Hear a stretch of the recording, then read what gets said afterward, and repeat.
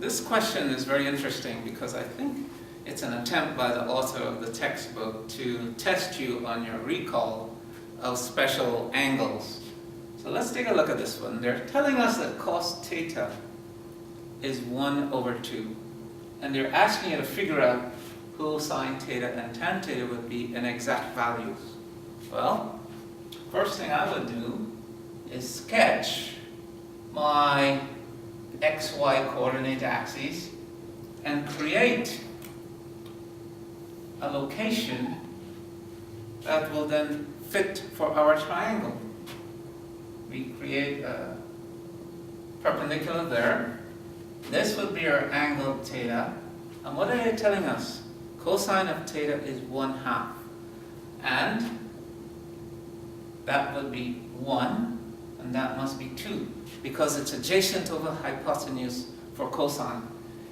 If the hypotenuse is 2 and the x is 1, how much would be the perpendicular from Pythagoras?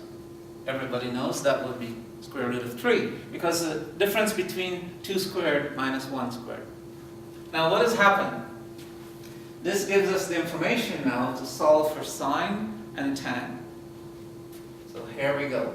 Sine theta then is the opposite over hypotenuse, and that gives you square root of 3 over 2. And the last part, tangent theta, would be opposite over adjacent, and that works out to root 3. And there you have it, the solution in exact values if you wanted to. Of course, everybody hopefully knows by now that the square root of 3 is 1.732 over 2, and this would be 1.732. Exact values, and you can also use these to go and reflect in the y-axis, and that would give you whatever this value is, and you know that that would be what?